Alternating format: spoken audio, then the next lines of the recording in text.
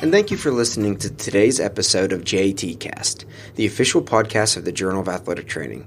I'm your host, Luke Donovan. This month we'll discuss 2 articles over 2 short episodes from the most recent issue of the Journal of Athletic Training.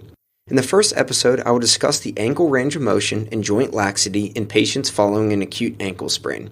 In the second episode, I will explore the findings of a study that characterized the underlying neural substrate of injury-related fear in patients after ACL reconstruction. As a reminder, the article discussed today can be found on the JAT website, natajournals.org. And please remember that all content from JAT is open access to all readers thanks to the funding from the National Athletic Trainers Association. The title of the first article is Identifying Range of Motion Deficits in Talocrural Joint Laxity After an Acute Lateral Ankle Sprain, authored by Dr. Bethany Wisthoff and colleagues from the University of Delaware and Indiana University. Let's survey the scene. Ankle sprains are one of the most common musculoskeletal injuries to occur among sporting athletes and recreationally active individuals. The annual direct cost for treating an ankle sprain is approximately $1,000. Depending on the sport or activity, anywhere from 20 to 75% of patients who sustain an ankle sprain develop a condition known as chronic ankle instability, or CAI. Patients with CAI experience repetitive ankle sprains and or bouts of instability. Furthermore, patients with CAI often report decreased health-related quality of life and are at a greater risk of developing ankle osteoarthritis when compared to individuals with no history of spraining their ankle. Despite the financial and health-related consequences, nearly half of individuals who sustain an acute ankle sprain return to full activity in less than 24 hours after the injury, and nearly 97% of individuals return to sport within 21 days. Ankle dorsiflexion range of motion and talocrural joint laxity have been previously reported to be indicators of future ankle injuries. To date, there have been multiple studies assessing ankle range of motion and laxity following acute ankle sprains. Generally, these studies have found alterations in both range of motion and laxity following ankle sprains.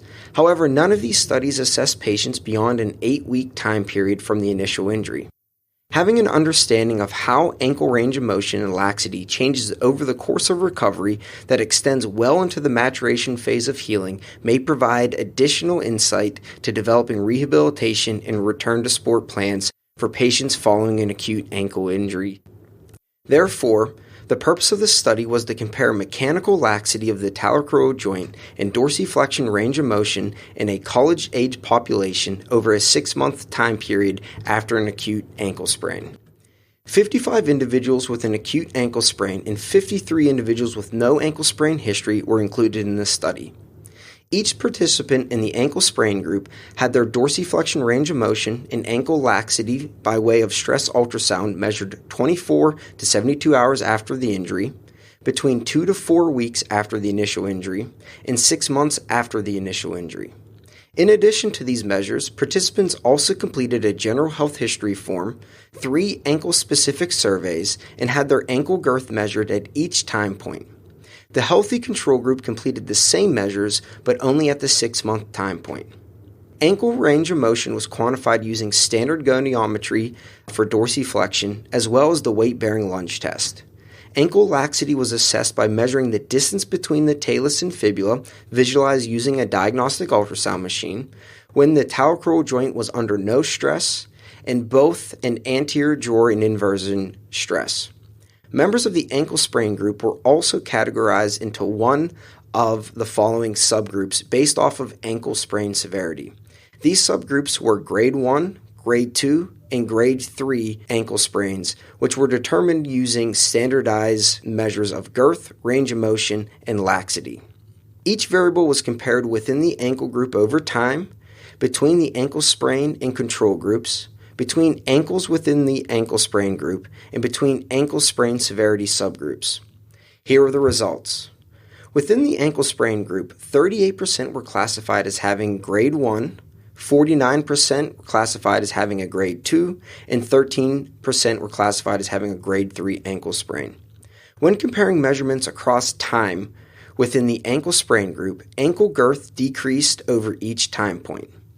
Dorsiflexion range of motion increased over each time point. For laxity, there were small differences between the 24 to 72 hour and the 2 to 4 week time points for only the inversion stress length measure. Specifically, the distance between the talus and fibula was about 1 millimeter longer during inversion stress at the 24 to 72 hour time point when compared to the 2 to 4 week time point. All scores on the ankle-specific surveys that assessed ankle function and instability improved over time.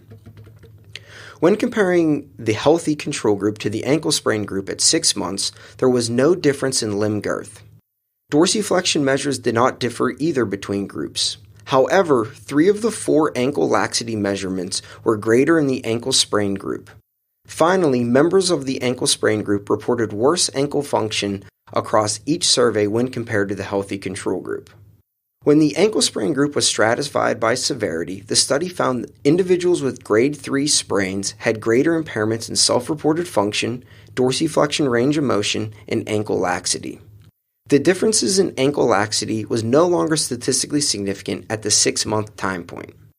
In summary, this was the first study to quantify patient-reported function, ankle girth, ankle dorsiflexion range of motion, and ankle laxity using stress ultrasound across a 6-month time interval following an acute ankle sprain, all of which was compared to a healthy control group.